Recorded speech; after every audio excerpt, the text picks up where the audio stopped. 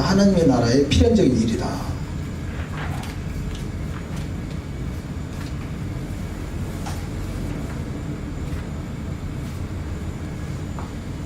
(224페이지) 224페이지입니다.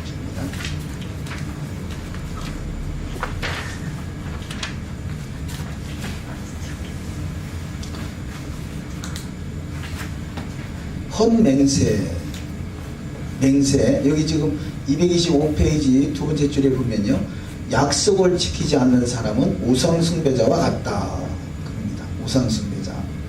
사실 하나님의 말씀은 약속이잖아요. 언약이잖아요. 약속보다 더 귀한 언약인데요, 언약을 지키지 않는 것은 우상숭배자. 오늘날의 토라를 지키지 않는 것은 사실 우상숭배하는 것이죠. 우상숭배. 근데 이렇게 그래서 차라리 맹세, 헌맹세를 하지 말라. 맹세를 해놓고 지키지 않는 것은 헌맹세. 뭐 우리 그런 헌맹세들이 많잖아요. 뭐가 어쩌면 손에 장을 찢은다. 손에 장을 찢는 사람 한 사람도 못 봤는데 이런 것들이 헌맹세가 되겠죠. 사실은 거짓 맹세를 할 수 있겠죠. 거짓 맹세, 헌맹세. 그래서 약속을 지키지 않는 것은 우상숭배자와 같다. 우리는 언약으로 맺어진 자고, 그렇다면 언약 백성인데, 언약 백성이 토라를, 그 언약의 말씀인 토라를 지키는 것은 당연한 것이죠. 그런데 그것을 지키지 않는 것은 우상숭배와 같다라는 표현을 탈무드에서 하고 있다는 것입니다. 더더구나 맹세하기 전에는 전혀 상관이 없어요. 그래서 헌맹세를 하지 말라 그러는데 맹세해놓고 또 지키지 않는 것도 우상숭배자와 같은 역할을 할 수 있겠습니다.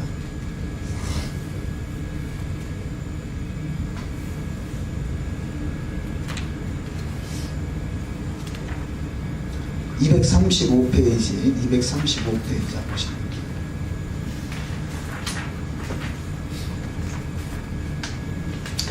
내 이웃을 사랑하고 내 원수를 미워하라 했다는 것을 너희가 들었으나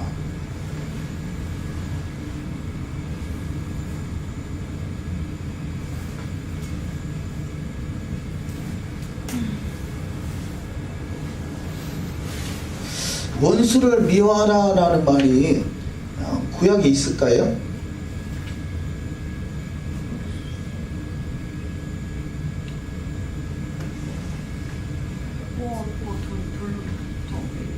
이방인 민족 정복할 때 한 명도 남기지 말고 다 죽여라, 이런 그런 말씀.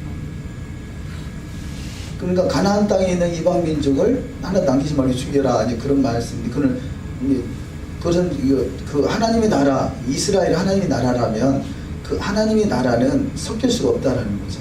그러니까 이방인 지역에서는 먼저 가서 권면하고 듣지 않으면 진멸하든지 피해가든지 이렇게 했는데, 가나안 땅만큼은 진멸을 시키죠. 근데 그렇다고 미워하라는 말은 하지 없었죠. 진멸하라는 말은 가나안 하나님의 나라이기 때문에 그 결국 하나님 나라는 거룩하게 구별될 필요가 있겠다라고 하겠습니다만, 미워하라는, 원수를 미워하라. 우리는 지금 이 말씀과 같이 내 이웃을 사랑하고 내 원수를 미워하라 하였다는 것을 너희가 들었다라는 거죠.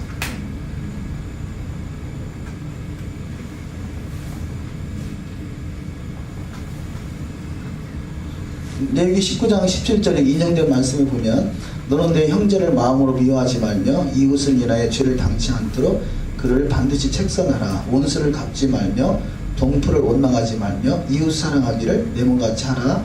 나는 여호와니라.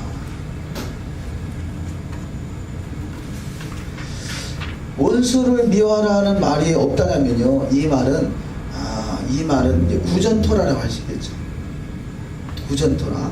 유대인들이 지키는 율법의 행위적인 구전토라의 원수를 미워하라는 말이 있는 것이지, 실제 성문토라에는 그런 의도가 아니라고 볼 수 있겠습니다. 이것도 한번 여러분이 분별해 보시기 바랍니다.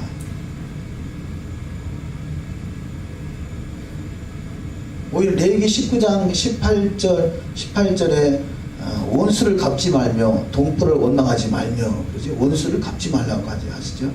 그래서 원수를 미워하라는 것은 어찌 보면요, 이것이 구전 토라에 의한 그런 잘못된 해석들에 대한 지적이라 이렇게 보여집니다. 그래서 사실 우리가 지금 마태복음 5장에서 7장에 대한 내용을 우리가 지금 많이 다루지 못했습니다만, 많은 부분들이 구전 토라를 말하고 있다는 거죠. 성문 토라에 대한 말씀이 아니라 잘못 인식하고 있는 구전 토라에 대한 부분, 그 부분도 기회가 닿으면 조금씩 말씀을 나누겠습니다만, 저는 그렇게 이해를 합니다. 여기 이분은 이것이 성문 토라라, 구약의 율법에 원수를 미워하라 라는 것이 성문 토라로 이해하고 설명하고 있습니다만, 제가 볼 때는 구전 토라에 대한 말씀으로 이해가 됩니다. 잘 분별해 보시기 바랍니다.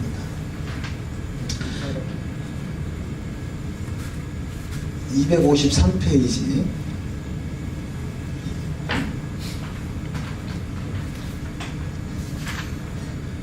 이 부분을 또 우리가 잘 인식할 필요가 있겠습니다. 우리 아버지라는 단어, 아버지, 아바, 여기서 이렇게 아바라는 단어가 사용되는데요.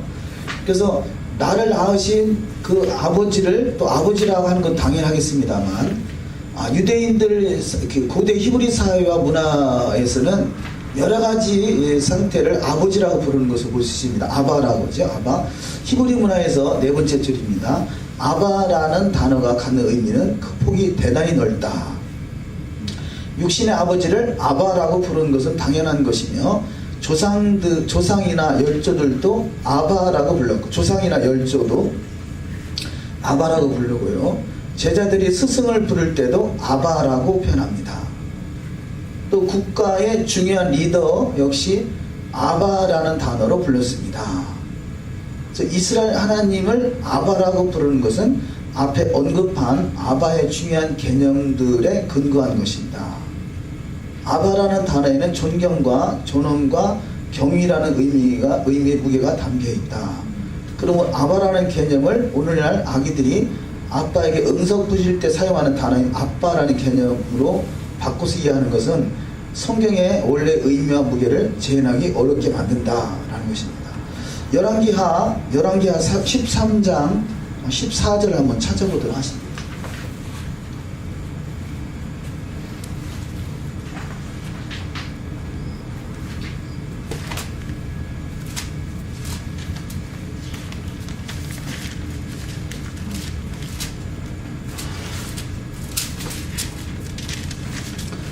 (13장) 14절에 보면요, 엘리사가 죽을 병이 들매 이스라엘 왕 요아스가 저에게로 내려가서 그 얼굴에 눈물을 흘리며 가로되 내 아버지여 내 아버지여 이스라엘 병과 마병이여 하매.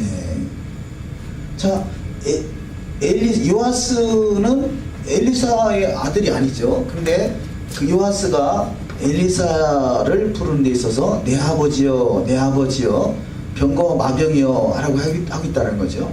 그래서 유대인들의 그 히브리 문화는 육신의 아버지도 아버지고, 조상들도 열조들도 아버지라 부르고요, 스승을 또 아버지라 부르고, 국가의 중요한 리더들도 아버지라 부른다는 거죠.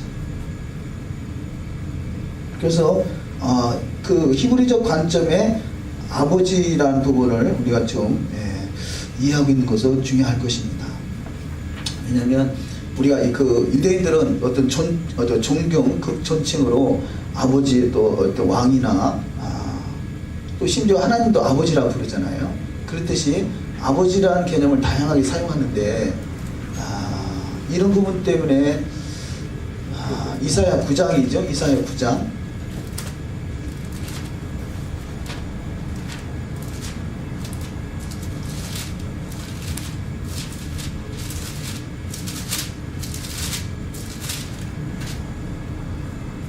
이사야 9장 6절에 이는 한 아기가 우리에게 낳고 한 아들을 우리에게 주신 바 되었는데 그 어깨에는 정사를 메었고 그 이름은 기묘자라 모사라 전능하신 하나님이라 영존하시는 아버지라 평강의 왕이라 할 것이니라. 예수와에 대한 말씀이죠. 아기가 낳고 한 아들을 우리에게 주셨다. 그래서 아기로 태어난 그 아들, 그분이 예수하죠. 근데 이분을 모사라 전능하신 하나님이라 영존하시는 아버지라 평강의 왕이라 라고 할 것이다 해서 바로 예수아가 아버지다, 곧 예수아가 여호와다, 이렇게 해석하는 경우가 많이 있거든요.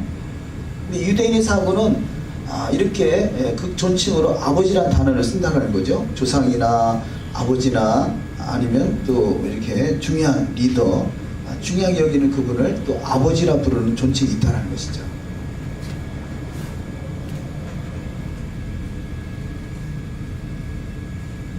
근데 그 우리가 254페이지로 가서 보시면 본문에서 여호와 하나님을 아바 또는 아버지로 부른다는 의미는 그 부르는 자들이 행해야 할 일이 여호와의 일이라는 것이다.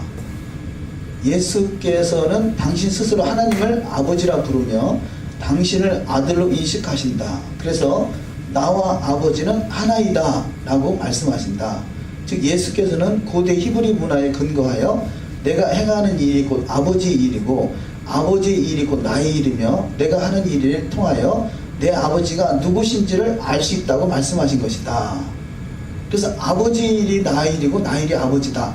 그래서 유대인의 사고는 아버지가 한 일을 그대로 계승을 받기 때문에 나와 아버지는 하나다. 그런 또 개념을 가지고 있다는 거죠. 하나, 에하드라는 것이죠. 에하드. 그래서 너희가 내 안에, 내가 너희 안에, 뭐 이런 표현도 하고, 아버지와 나는 하나다. 요한복음 17장에서 그렇게 말씀하죠.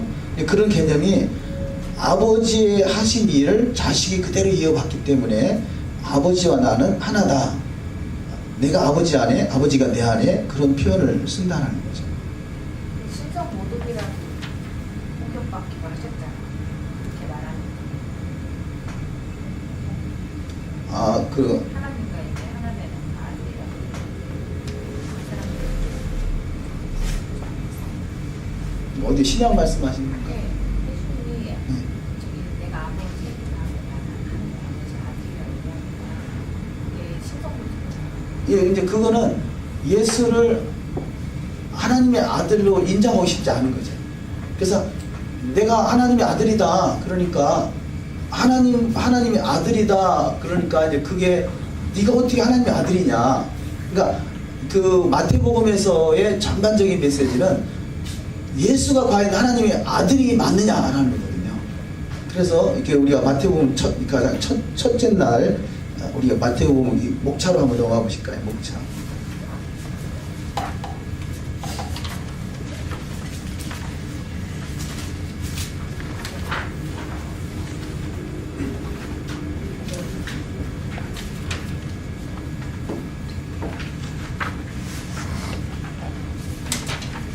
여기 안 적혀 있죠? 차례에 보면 차례 찾으셨나요? 몇 페이지인가요?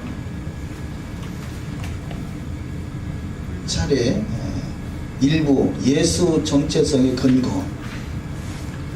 그래서 예수 정체성, 그래서 이게 지금 1장에서 4장까지가 예수의 정체성에 대해서 1장은 그 다음 페이지 나오나요? 다음 페이지에 보시면 1장에서 4장까지는 예수 정체성의 근거다. 그래서 목차 찾으셨나요? 맨 앞에 네, 보고 있어요. 페이지가 안 돼 있어서 제 첫 장에서 한 4-5장. 일부 바로 전전 페이지, 일부라고 써 있는 전전 페이지. 마태복음의 히브리적 구조 설명, 예수 정체성의 근거, 마태복음의 전체 구조를 통해 살펴볼 때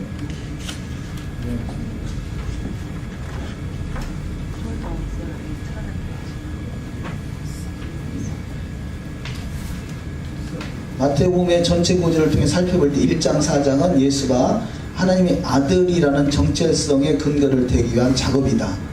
그래서 1장에서 4장까지가 예수는 하나님의 아들이라는 것을 밝히기 위한 작업이라는 거죠. 그래서 그 아래 보면 1장에 족보를 통해 예수는 다윗의 후손임을 증명하고요. 잉태된 순간에 하나님의 뜻이나 힘으로 된 것이 아님을 통해 증명하는 것이고, 2장에서 예언을 통해 증명하고, 2장에서 또 3장에서 또 요한을 통해서 증명하고, 또 3장 13절 17절 하늘의 목소리를 통해서 증명하고요, 4장에서 사탄의 시험을 통해 증명하고, 또 예언의 성취를 통해 증명하고. 그래서 예수가 하나님의 아들이냐 하나님의 아들이 아니냐, 예수는 나는 하나님의 아들이다 라고 말하고 있는 거고요. 그 그 당시 사람들은 예수는 하나님의 아들이 아니다 라는 것을 말하고 있는 거고, 그래 결론은 십자가에서 그는 과연 하나님의 아들이었도다 라고 인정하는 것이 마태복음의 그 복음서의 완성이라 할 수 있겠죠. 요한복음 5장으로 한번 가보시죠. 요한복음 5장.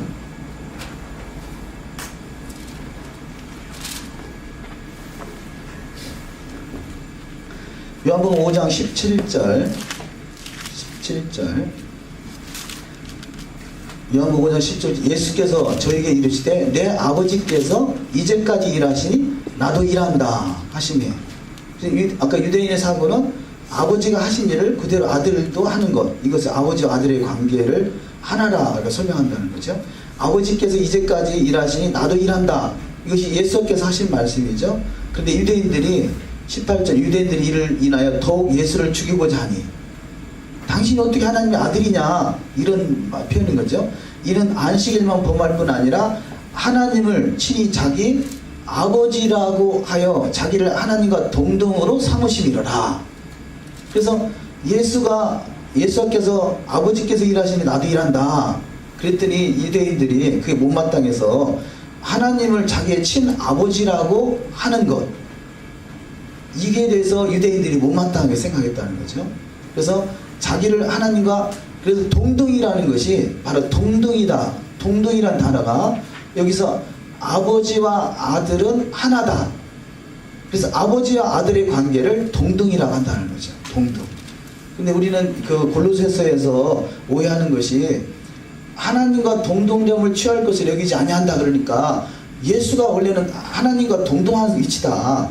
그런데 그 동등한 위치를 버린 것뿐이다 라고 해석을 하는데요. 지금 여기서 동등은 아버지와 아들의 관계를 동등이라는 단어로 말하고 있다는 거죠. 그러니까 동등이라고 번역된 단어가 좀 의미는 정확하게 의미 전달은 좀 부족하다 할 수 있겠죠. 근데 여기서 말하는 동등은 뭐냐? 아버지께서 일하시니 나도 일한다. 곧 아버지와 아들의 관계. 유대인들이 그걸 증명하는 거잖아요. 18절에서 하나님을 자기의 친아버지라고 하는 것, 이것이 유대인들이 못마땅했던 것이고, 그것이 결국은 성경 전체를 통해서 과연 그가 하나님의 아들이었다라고 인정할 수 있는 것이 그 복음서의, 특별히 복음서의 그 완성이다라고 할 수 있겠습니다. 그런데 지금 이 동등이란 단어를 예수가 아버지이기 때문에 그 아버지신 여호와 동등이다라고 해석하는 게 아니라 아버지와 아들의 관계를 지금 동등이란 단어로 해석했는데, 그래서 정확하게 표현하면 동등이란 단어보다 또 다른 합당한 단어를 또 우리가 찾아 해석해야 되겠죠. 이 부분을 조금 더 다루시면요, 그래서 아버지와 아들의 관계, 히브리서 1장을 한번 보시겠어요. 히브리서 1장.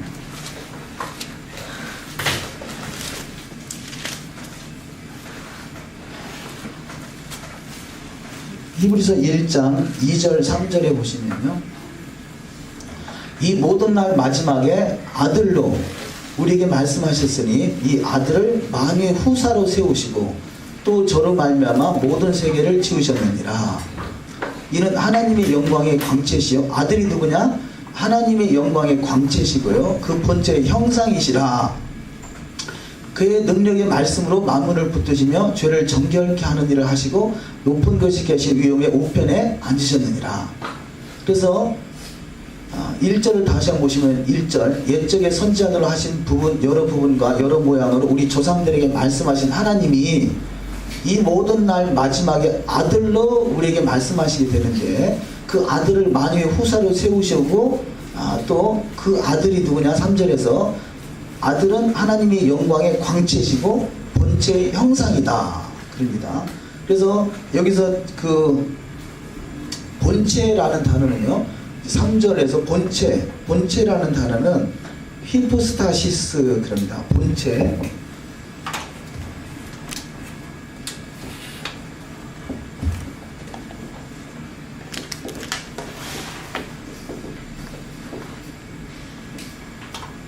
히포스타시스. 글자가 안 써지네.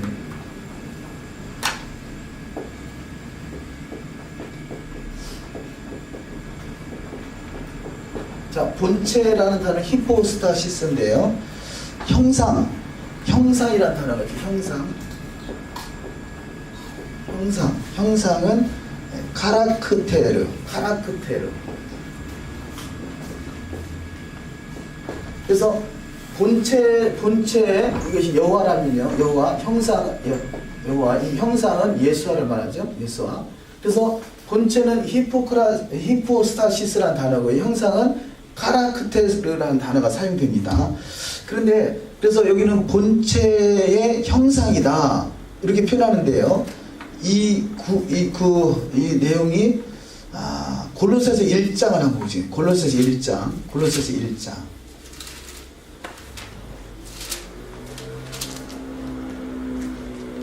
1장 15절에 보시면 예수와를 소개하면서요.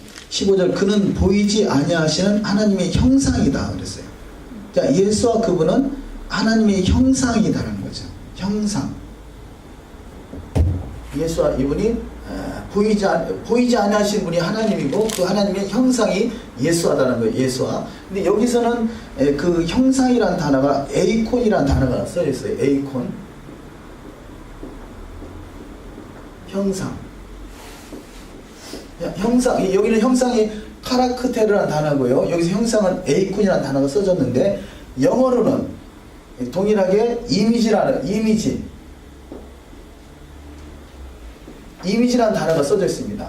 그래서 여기 이 단어 영어로는 동일하게 이미지라고 써져 있고요. 이미지. 그래서 형상이라 할 수 있겠죠. 형상. 모형. 그 본체를 담아내는 거죠. 이미지. 그런데 자 여기서는 그래서 형상이다.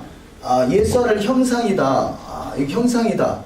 같은 카라크테르, 에이콘. 그런데 문제가 생기는 것이요. 골로새서 2장에 가서 이게 문제가 생깁니다. 골로새서 2장.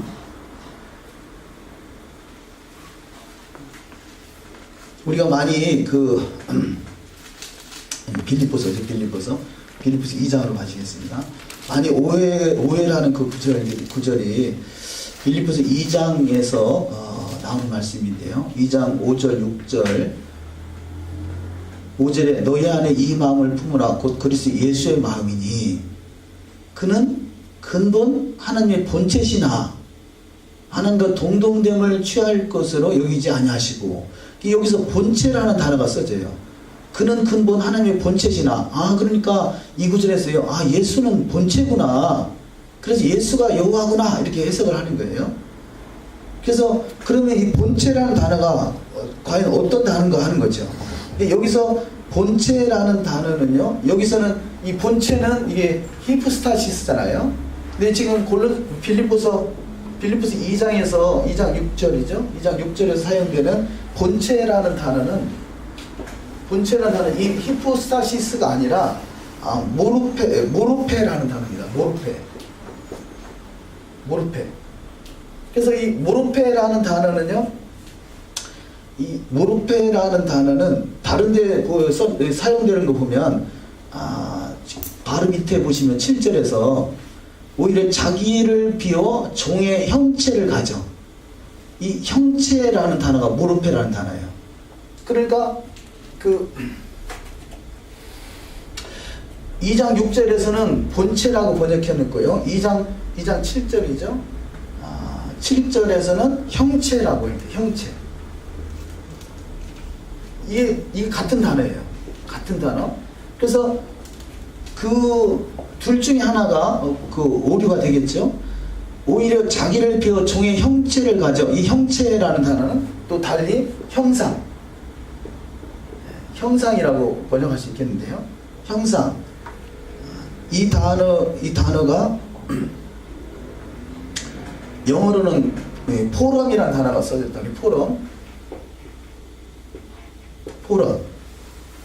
포럼은 어떤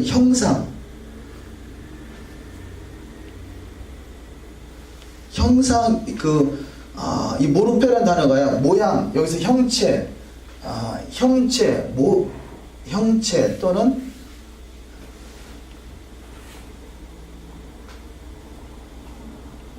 모양 이렇게 주로 이게 사용되는 단어인데 여기서만 빌립보서 2장에서만 본체라고 번역이 되어 있어요. 그러다 보니까 이제 이거 형체나 모양이나 형상 이렇게 하면 아 예수와는 하나님의 형상이구나 그렇게 이해할 수 있겠는데 여기 지금 빌립보서 2장 6절에서만 하나님의 본체라고 번역이 되어 있다 보니까 아 이게 참 그 본체라는 단어 본체라고 번역돼서 이게 그 오해를 많이 불러일으키는 거죠. 그런데 이제 그 여호와가 예수하다라는 부분에서 바로 여기 봐라 예수하는 바로 하나님의 본체잖아 본체지 않느냐라고 해석하는데 그래서 이 언어를 대면 언어를 전혀 받아들이지 않아요. 그냥 하나님의 본체라는 것만 가지고 계속 주장을 하는 거죠. 바로 본체라고 하지 않느냐라고 하는 거죠. 근데 그 언어에는 모르페라는 단어로 다른 번역을 보면 형체, 모양, 프롬이라는 단어로 영어로 이렇게 써 있다는 거죠. 그래서 정확하게 번역하면 그런 하나님의 형상이시나 하나님의 형체나 예를 들어서 6절과 7절을 같이 동등하게 번역한다면 7절에서 형체라고 번역됐기 때문에 6절도 형체라고 번역하는 것이 맞다라고 해야 되겠죠. 그러면 그는 근본 하나님의 형체시나 그 형체라는 것은 형상이나 모양을 형체라고 그러죠. 형체시나 하나님과 동등됨을 취할 것으로 여기지 아니하시고 형체시 낮자를 하지 말고 형체시는 이렇게 아니 그러니까 그 원어상에 형체이나라는 단어가 있다라면 근데 형상 자체도 내려놓은 거죠. 하나님의 아들이란 아들이라는 위치를 내려놓고 내려온 거예요. 아들이라는 자, 이 형체라는 것이 형상이다. 우리가 하나님의 아들이라고 그러잖아요. 우리 형상이라고 그러잖아요. 하나님의 아들은 하나님을 닮았기 때문에 형체, 형상이라고 그러는 아니 거죠. 그러니까는 지금 목사님 말씀대로 그 본체를 형체라는 단어로 바꾸자면은 형체신이 해야 그 다음 말하고 이렇게 연결이 이제 형체신한 아니, 왜냐하면 이 나라는 것이 이제 그 반대어니까 그 본문에 그 이 나라고 있다고 봐야죠. 근데 형체는 형상이라는 거예요. 하나님의 아들이라는 거죠. 근데 그 말이 되는 것이 예수가 하나님의 아들인데 아들이지만 그 아들의 자리를 비워놓고 내려왔다는 거예요. 종의 형체로 내려왔다는 거죠. 그래서 문맥상으로도 그냥 본체만 형체로 바꿔놓으면 그분은 하나님의 형체나 그 말은 우리가 하나님의 형상이라고 그러잖아요. 그러니까 형상이란 말은 다른 말은 아들이라는 거죠. 아버지를 그대로 닮은 상태.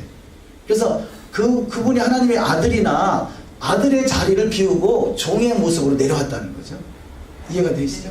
예, 그래서 하나님의 형체시나 그러니까 자 본체하면 예수아가 바로 여호와구나라고 해석을 하게 된 거고 형체다 그러면 그분이 하나님의 형상이구나 하나님의 아들이구나라고 하게 되는 거고요. 근데 아들의 자리까지도 내려놓고 왔다라는 것을 본문에서 말하고자 함인데 본체라고 번역되니까 이 본체를 막 계속 물고 들어지는 거예요.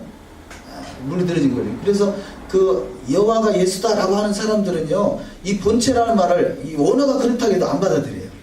본체가 맞지 않느냐 계속 그것만 우기는 거죠.